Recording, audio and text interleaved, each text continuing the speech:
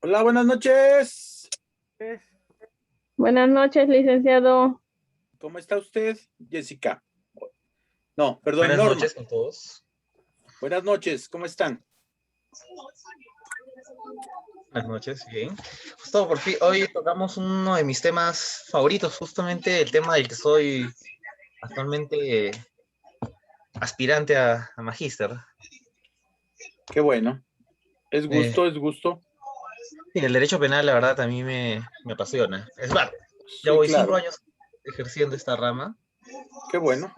Lo que me interesaría a mí de ver ahorita es cómo es la diferencia en algunos temas en otros países, como en México, que aquí la mayoría son Aquí en colegas. México.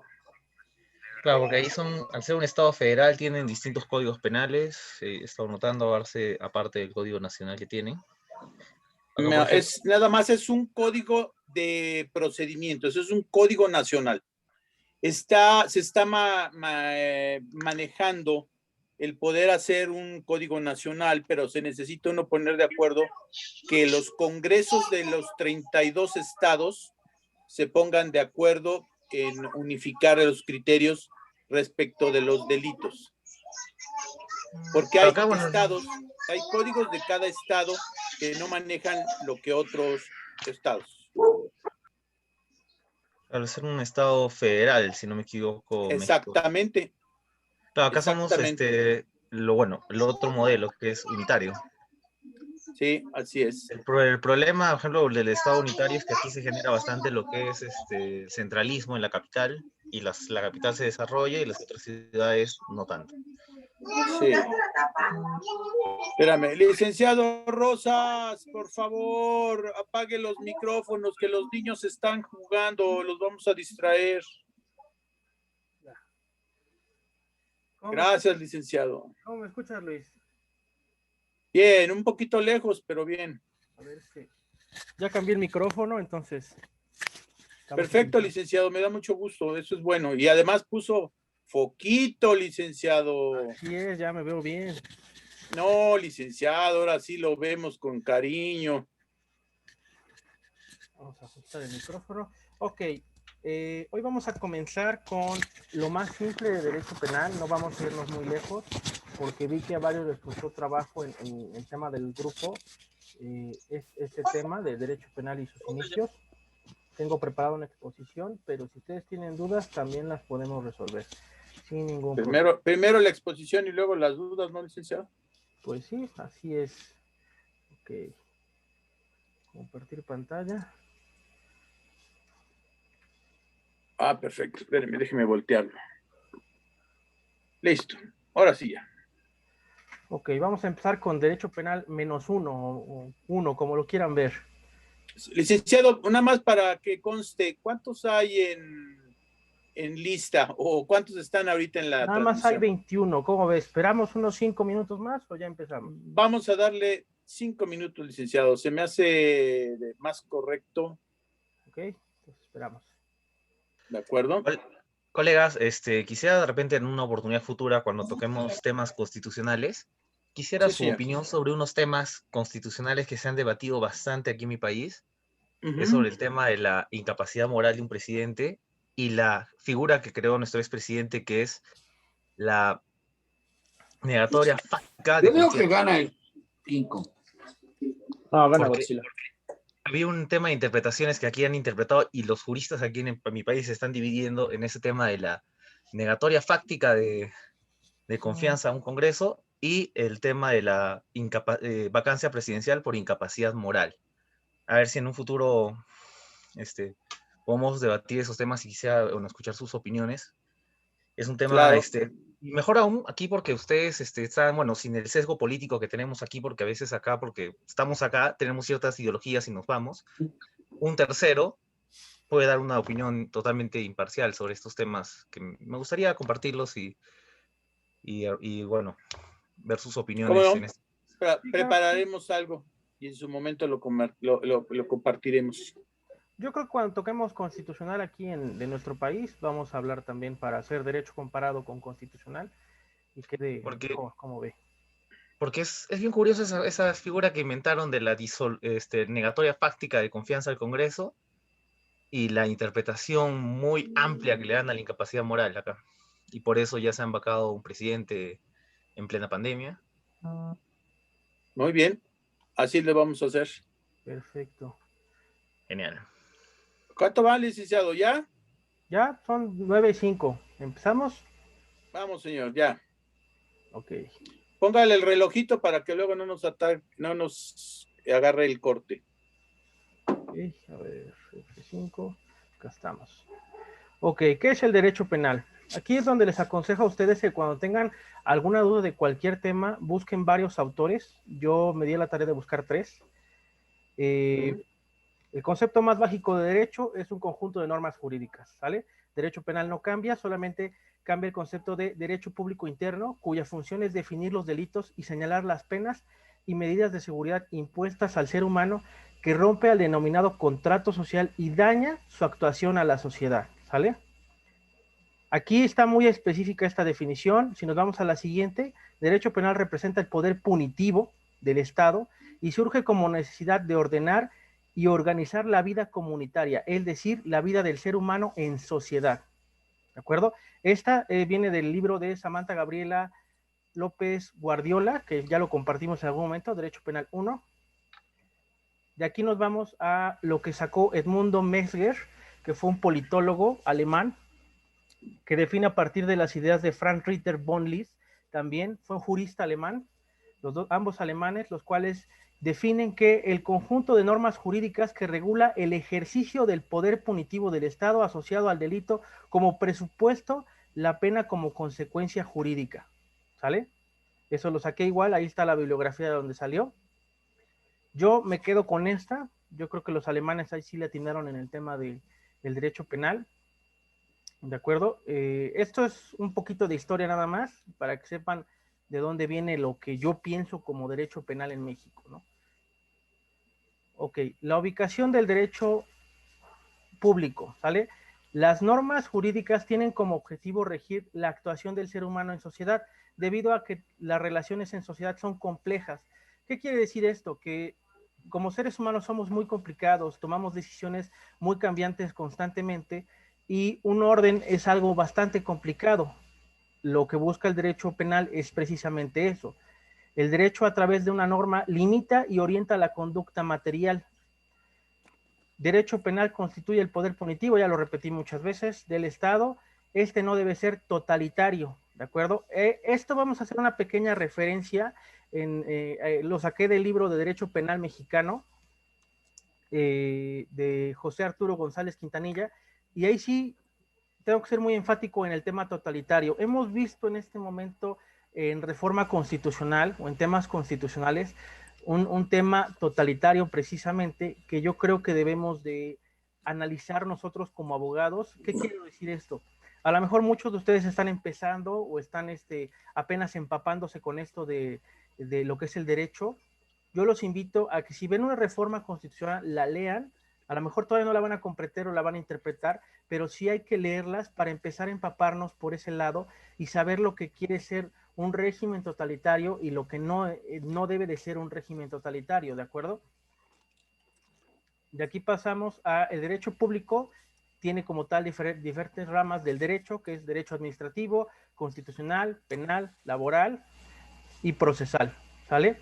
Todo eso comprende el derecho público, ¿sale? Mucha gente también ha pensado que en esta rama del derecho público tiene el derecho civil, pero no es así, ¿sale? El derecho civil es privado, ¿de acuerdo? Y en la próxima semana que veamos derecho civil vamos a ver por qué. Periodos históricos en los que se divide el estudio del derecho penal. Aquí les muestro 4, tiene más, pero les voy a mostrar los más importantes. El periodo de la venganza privada.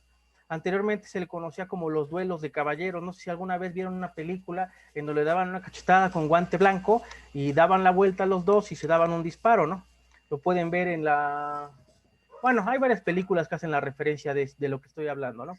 El derecho de la venganza divina, la venganza divina, el de la venganza pública y el periodo humanitario, ¿sale?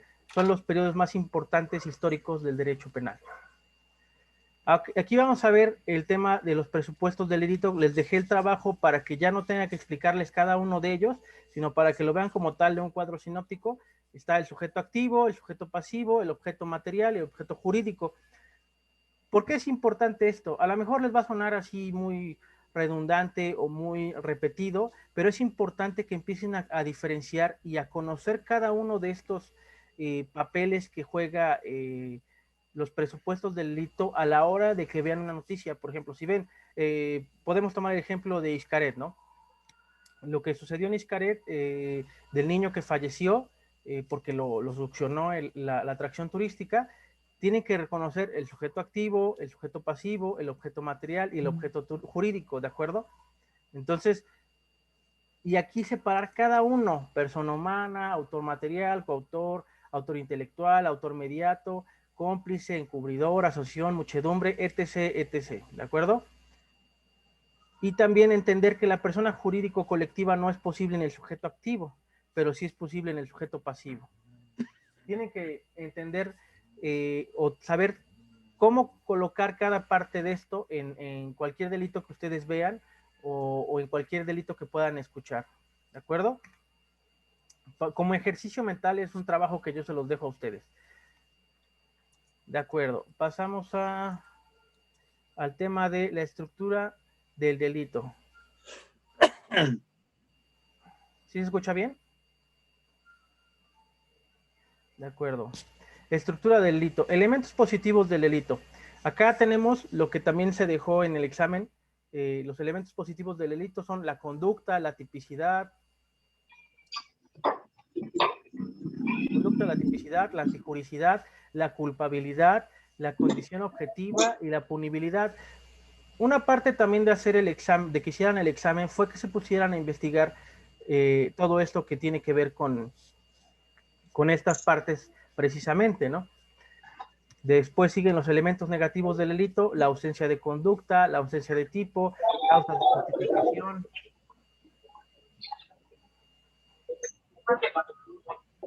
Ya, ok. Ausencia de tipo, causas de justificación, causas de inimputabilidad, causas de inculpabilidad, falta de condiciones objetivas, excusas absolutorias, ¿de acuerdo? Y de aquí siguen lo que son las teorías: la teoría clásica, causal, natural o tradicional, la concepción neoclásica, el sistema finalista y el modelo lógico matemático, que más adelante vamos a hablar de él. De aquí pasamos a lo que es el Código Penal Federal. Algunos ya habrán tocado su código penal de su respectivo estado. Por ejemplo, a mí me corresponde el Código Penal del Estado de Puebla. Buenas noches. Las diapositivas que está compartiendo, sí se las pienso compartir al grupo, pero primero quería ponérselas aquí para que las vean en vivo y a todo color, y las dudas me las pregunten de una vez. Y más adelante en el grupo voy a compartir estas diapositivas, ¿de acuerdo?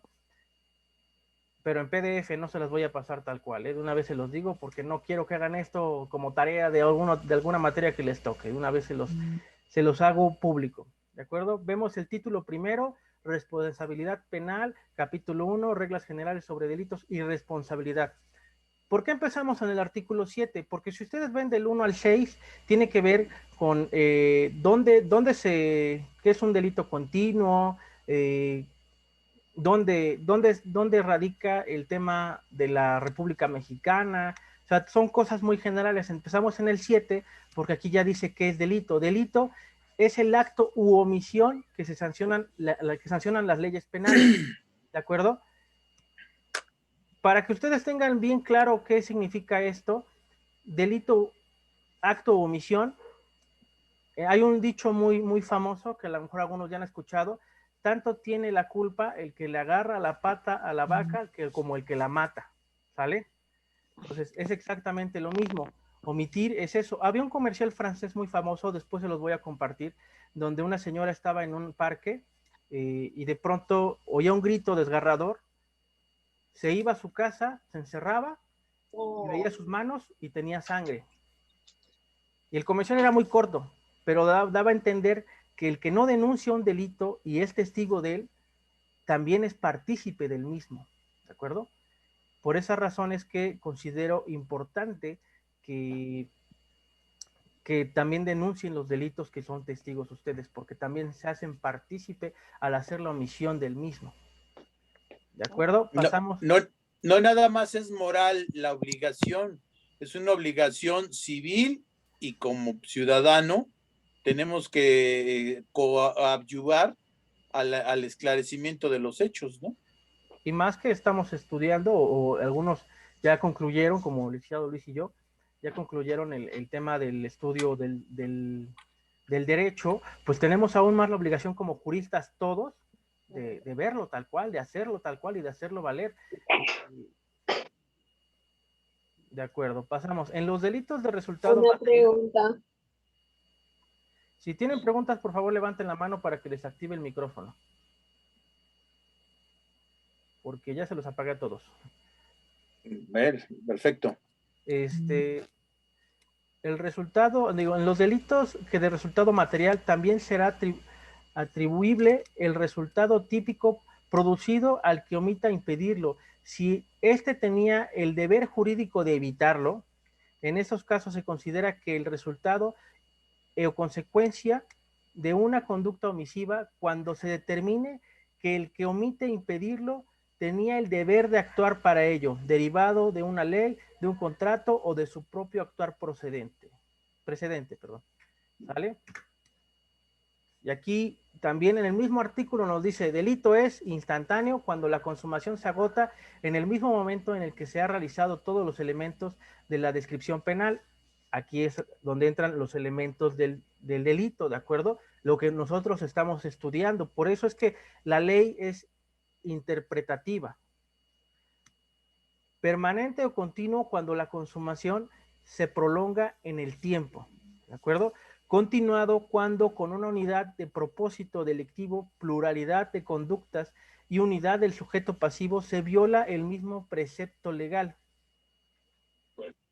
Y ya de aquí pasamos al artículo 8. Las acciones o omisiones delictivas solamente pueden realizarse dolosa y culposamente. ¿De acuerdo? Aquí vamos a dar una definición. Dolo es cuando se hace a propósito. Cuando a conocimiento de causa vas a cometer un delito o lo cometes, ese es Sí, las voy a compartir en el grupo, Hanna. Se realiza el delito, ¿de acuerdo? Culposamente es cuando sucede, por ejemplo, un accidente o hay un incidente que pues no se tenía planeado, pero pasó de esa forma, ¿de acuerdo?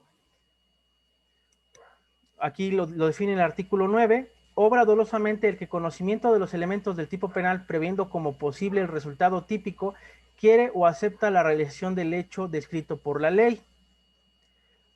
El mismo artículo dice, obra culposamente el que procede el resultado típico que no previendo, siendo previsible o previo confiado en que no se pronunciaría en virtud de la violación a un deber de ciudadano que debía y podía observar según las circunstancias y condiciones personales. ¿De acuerdo? Hasta ahí llega mi exposición. Iba yo a también de la Carta Magna y los artículos correspondientes que les dejé, pero prefiero llegar hasta aquí y que me digan sus dudas acerca de la exposición o de lo que dejamos en las clases. También para no acabarme los 40 minutos que teníamos planeados. Ya somos 41 personas, espero que todos hayan llegado temprano. Empezamos con 21. De acuerdo. ¿Alguna duda hasta aquí de lo que se habló o de lo que vimos en el grupo? Hable hoy. ¿Qué significa coadyuvar? Ok. Moto es el término coadyuvar, perdón, licenciado. Adelante. Significa que la persona que pudo haber sido víctima o algún testigo va a ayudar, coadyuvar, así se dice en buen romance, en latín, ¿de acuerdo? Eres un ayudante, pero quien lleva la investigación es el fiscal o el agente del Ministerio Público. ¿De acuerdo? Sí, muchas gracias. Adelante. ¿Alguien más? Sígale. ¿Qué pasó, licenciado? No le escucho. No, ¿alguien más va a preguntar algo?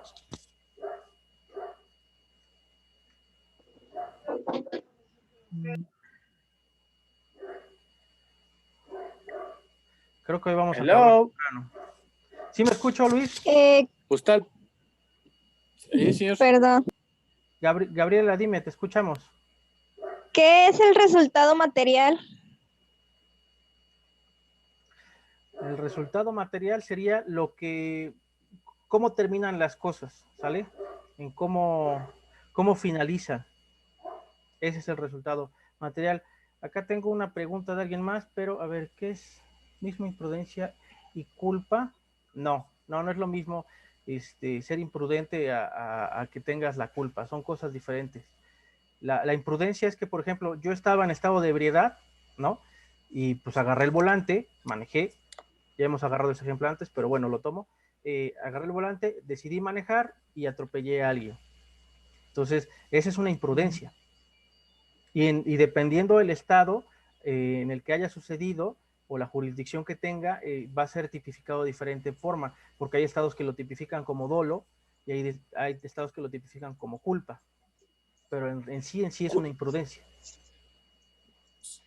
Las consecuencias legales son distintas Así. a cuando hay una intención a cuando no la hay y surge el mismo efecto.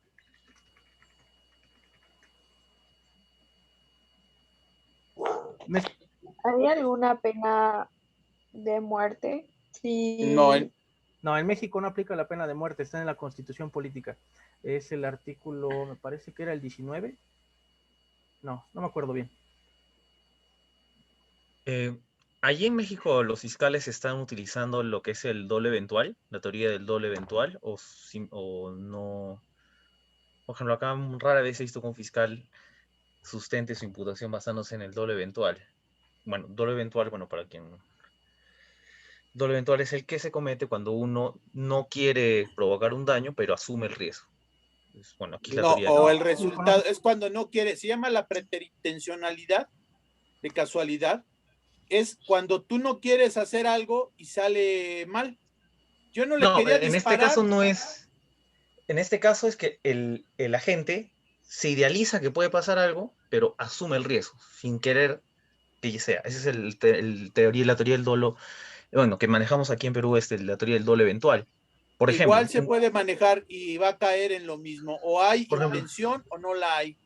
claro, es que aquí el tema de la intención es el que, por ejemplo, está limitando con lo que es la culpa consciente. Por ejemplo, un caso que aquí se condenó. Aquí la norma establece que el transporte público debe ir solo por la izquierda. Aquí una combi, bueno, aquí le decimos combi a los buses. Un bus estaba yendo por el lado correcto. Sin embargo, este bus, conociendo las reglas, decidió adelantarse por el lado derecho y en ese momento atropelló a un joven fotógrafo, el señor Ivo Dutra, un caso conocido, y lo mató.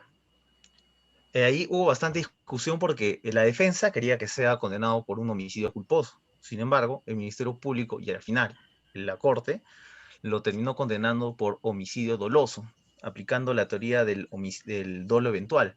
Pues claro, él no quería matarlo, pero sin embargo asumió el riesgo de inquebrantar la norma y adelantar por la derecha. Porque el conductor es asumir riesgos. ¿En México también aplican eso? También aplica. También quería comentar, me parece interesante, bueno, ustedes tienen ahí claramente en su código una definición propia de la culpa. Acá nuestro código simplemente establece que la culpa es la imprudencia, negligencia e impericia. Nada más. Es bastante escueto. Bueno, en realidad la culpa yo la veo como una omisión, prácticamente un deber de cuidado que deben tener todos, sin pegarme a lo que es el deber de garante, sino simplemente un deber de cuidado, pero aquí la norma sí lo tipifica en 3 casos clásicos: imprudencia, negligencia e impericia. Así es. ¿Qué más, licenciado? Pues buenas noches. Buenas noches. Sí, mire, quiero comentarles algo respecto del examen diagnóstico. Como estuve revisando... disculpe, ¿quién habla? Es que no me aparece. ¿Alicia? Alicia, sí, Alicia. Perfecto. Es que nada más veía a Alicia y sí, claro, sabía si estaba correcto. Mire, del examen diagnóstico estuve revisando, obvio lo contesté en tiempo, cuando nos indicaron, pero no anoté todas las respuestas que yo había escrito. Entonces, para reafirmar, lo que hice poquito antes de que se conectaran, decidí abrir nuevamente el formato, lo copié en Word y revisé cada uno de los audios y de las respuestas que dio el licenciado, que ya estaban confirmadas que sí eran correctas, las anoté como para que sirva como para reafirmar, pues, pero hay unas respuestas que le faltaron al licenciado Arnold. Qué bueno que ya las anotó, porque eso le va a servir de mucho en todas las materias. Obviamente no se puede abarcar, no era hacer un tratado, sino era hacerlo muy reducido, muy concreto, para que ustedes pudieran tener las bases. El licenciado y yo estuvimos comentando que hay muchas gentes que están iniciando, muchos todavía no llevan la materia de derecho penal, de introducción al estudio del derecho penal. ¿De acuerdo? Sí. Entonces, sí hay temas los cuales para muchos se les queda cojos cuando nosotros empezamos a platicar o estamos platicando a temas muy elevados. Sí. Nosotros queremos ahorita llevarlos de la mano. Esto es más que nada para reafirmar quien ya los tiene y poder ayudar a quien no los tiene y está comenzando. Pues como en mi caso está bien, porque como soy estudiante también, a mí me hizo de las observaciones que nos están dando ahí, que muy bueno, que nos sugieren leer la teoría del delito y el presupuesto del delito, que son los que ya nos enviaron. Exactamente. Y que recordemos también que el derecho penal y el derecho civil son los dos pilares de nosotros como futuros abogados. Son las ramas más difundidas, aunque para efectos, muy pocas son las personas que realmente se van a dedicar. La teoría de mi concepto es que la teoría del derecho es muy bonita. Son las bases para todas las áreas, pero en especial el derecho penal le llama mucho la atención a los estudiantes, pero por desgracia la práctica es otra cosa. Muy bien. ¿A qué me refiero? ¿Quién va a ser tu cliente? La mayoría de las veces es personas que tienen escasos recursos económicos. Esa es una de las limitantes muchas veces que te impide llevar a cabo la defensa. La otra es cuando te consulta el riesgo, ¿no? el mismo criminal pide. Exacto. Tenemos la certeza que constitucionalmente tienen derecho a una defensa, sí, y que son considerados inocentes desde el principio hasta que haya sido sentenciado en definitiva, ¿de acuerdo? Es decir, que hay una sentencia ejecutoriada. ¿A qué voy a esto? ¿Nunca has ido a un reclusorio? Sí, por supuesto, al de mujeres, sí. ¿Has entrado a un reclusorio? He entrado, sí. ¿Has entrado a los locutorios? Sí. ¿Has estado en audiencias? ¿Cuál es tu impresión?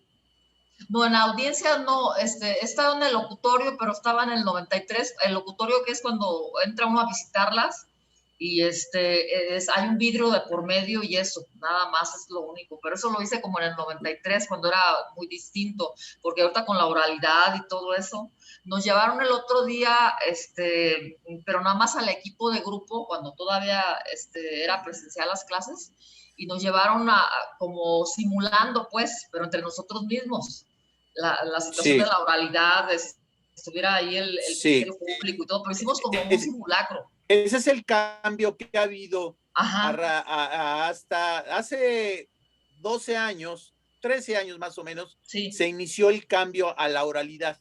Sí. Porque antes el único juicio oral era en materia laboral. Pero bueno, no con las bases que se toman ahora, lo que nosotros conocíamos como si fuera un tipo de juicio del derecho anglosajón. ¿A qué voy? A lo siguiente. Anteriormente, en el juicio escrito en materia penal, estaba el secretario de acuerdos. Vamos a empezar un poquito dando bandazos, perdón, pero quiero que lo entiendas porque tú eres la persona que ahorita preguntó. Sí. Primero que nada, cuando van a alguien a denunciar hechos, ya sea directamente una imputación a una persona, ¿sí? Eso es una denuncia. Cuando nada más le estás diciendo, vengo a poner en conocimiento que a mi vecina se le metieron a su casa y le están robando, ¿sí? Yo vi a una persona, pero no la vi. Ok, el hecho está denunciado. Ya dependerá en aquella época del agente del Ministerio Público que comience a levantar la denuncia por escrito en los formatos y posteriormente manda a investigar a los agentes del ministerio, a los policías judiciales en esa época. Sí. Ahora son policías ministeriales. Ahora son ministeriales, sí, porque son la mano, el brazo derecho de los que ayudan al MP. Antes se llamaban Ministerio Público. Lo seguimos diciendo de cariño, pero sí, son fiscales. Son fiscales, sí. Ok, a partir de la reforma que hubo, se les denomina fiscales. Okay. Al que antes era Ministerio Público, ahora es fiscal. Así es, exactamente. Bueno, ya que pasa la etapa de la primera etapa, ya que lo pone a disposición con detenido, sin detenido, la carpeta de investigación. Sí, sí. Sí, la va a poner a disposición de un juez de control, quien va a analizar todas las circunstancias propias de lo que es la carpeta, si se reunieron los protocolos necesarios para considerar que se probó inclusive la responsabilidad o por lo menos la comisión del delito. ¿Ya? Ahí se llama integrar la averiguación previa. Así lo conocíamos. Ahora se llama integrar la carpeta de la investigación. ¿De acuerdo? Sí. Ok, bueno. Antes pasabas directamente a la oficina de control y ellos analizaban si estaba bien integrada y ya lo turnaban en la procuraduría, lo turnaban al juez que correspondiera por turno, ¿de acuerdo? Sí, y dependiendo de la circunscripción o del rol de presentación, le tocaba el tipo o el lugar de los reclusorios. En el Distrito Federal, hoy Ciudad de México, hay 3 reclusorios y una penitenciaría, que la penitenciaría contiene a lo que es la cuestión de mujeres, femenil. Pero está el reclusorio norte, está el reclusorio sur y está el reclusorio oriente. ¿De acuerdo? Muy bien. Y la penitenciaría es era Santa Marta, Acatitla. ¿Cuánto resta, licenciado? Nada más para control. 6 minutos. Ok, perfecto, rápido continúo con la explicación. Sí. Actualmente se presenta ante un juez de control y él es el que determina si se reunieron los elementos y lo somete a proceso y lo turna a un juez ya que va a conocer del asunto, ¿de acuerdo? Y que va a iniciar, le va a dar entrada al expediente propiamente, a la carpeta, y va a hacer las imputaciones directas ya al ofendido, al actor, ¿de acuerdo? Sí. Al que cometió la acción penal. Después ya pasa a otro juez que es el que va a continuar con eso. Bueno, ya con esto te estoy diciendo que son audiencias públicas, siguen siendo audiencias públicas, en el cual va a haber el defensor privado o el defensor público, ¿sí? Del indiciado, antes era indiciado, ahora es del imputado, exactamente. Va a estar la persona que es el sujeto que recibió el problema o la acción, ¿de acuerdo? Y va a estar en presencia el juez y el oficial secretario. Muy ¿De bien. acuerdo? Sí, fue. Y todo se va a videograbar y hay una forma sacramental que se debe de seguir.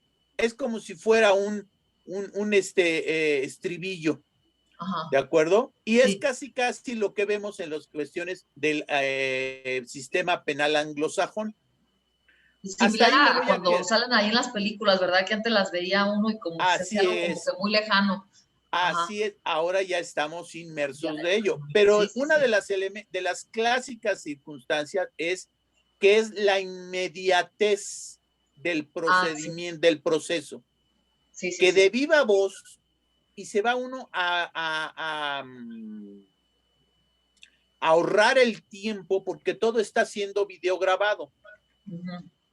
Ya no hay la necesidad tanto de hacer la transcripción. Sí se hace, lo aclaro, pero en el momento no hay la necesidad ¿de acuerdo? Porque antes estabas en la regla de práctica, en la reja de prácticas, el señor estaba del otro lado de la reja que venía caminando por debajo del reclusorio hacia los juzgados, lo llevaban muy temprano y a veces no sabíamos a qué horas aparecía, ¿de acuerdo? Sí. Y te abrían una ventanita. Estaba todo, las rejas y estaba todo tapiado, nada más abrían una ventanita. Y esa ventanita, ¿por qué crees que era? Pues en realidad no sé, licenciado. ¿No sabes? No. Te lo voy a decir gráficamente y realmente lo que sucedía, ¿eh? Sí. Porque olía a orines y a excremento, olía a inmundicia. Ok. ¿De acuerdo? Pero más o menos a cerrar. Esa circunstancia que me está usted comentando de que tenían que abrir y debido a ese olor tenían que volver a cerrar, como de qué, ubíqueme en qué año, en qué años. ¿En qué año? Hasta hace 2 años. Hasta todavía válgame Dios. No sé de pero dónde eso, me está por usted. ejemplo, aquí en Jalisco era diferente. En el 93, que tuve yo una situación cercana de un familiar, por ejemplo, los llamaban los llevaban a la reja de práctica. Los trasladaban en una camionetita a las mujeres, por ejemplo, que fue un familiar que estuvo detenida, y luego las llevaban ¿cómo se dice? Con las manos, le ponían las esposas en las manos, pero luego ya llegando, se las quitaban. Así es. Pero ahí con ellas era diferente, porque no había olor a orín ni nada de eso, porque sí, al hacer el traslado, era muy distinto. ¿Usted sabe por qué lo hacen? Usted me está hablando de Jalisco, ¿verdad? Sí. Ok. En cada estado, el sistema penal estatal, que se refiere a los delitos del orden común, en el cual tienen sus propios reclusorios o centros de readaptación social. Sí, sí. Hay unos protocolos de seguridad. Sí. Esos protocolos de seguridad se tienen que llevar a pie juntillas. Sí, claro. ¿Por qué le digo esto? Porque en caso de que haya una fuga, usted sabe quién va a entrar a cumplimentar la pena de la fuga, de la evasión de reo. Pues me imagino que los que están responsables del mismo los reo. Propios custodios. Claro, los custodios, porque si ellos tienen la responsabilidad, porque por ejemplo cuando los trasladan a hospitales también hacen el mismo, que de repente va uno, yo he visto aquí en Jalisco, me ha tocado a veces ver que llegan con su uniforme beige y los tienen ahí con las manos esposadas y ahí a un lado. Les damos tanta pausa. Y el custodio regresamos, está el regresamos corte. Con el mismo enlace, regresamos. por favor. En el mismo enlace, por favor, 2 minutos, 1 minuto. 1 minuto, estamos a 1 minuto. ¿De acuerdo? Este es el primer round. Vamos por otros 2 y finalizamos como a las 11 más o menos. ¿De acuerdo? Entonces regresamos con el mismo enlace, por favor. No se les vaya a olvidar. Somos 45, ya número oficial. Los dejo un momento y regresamos.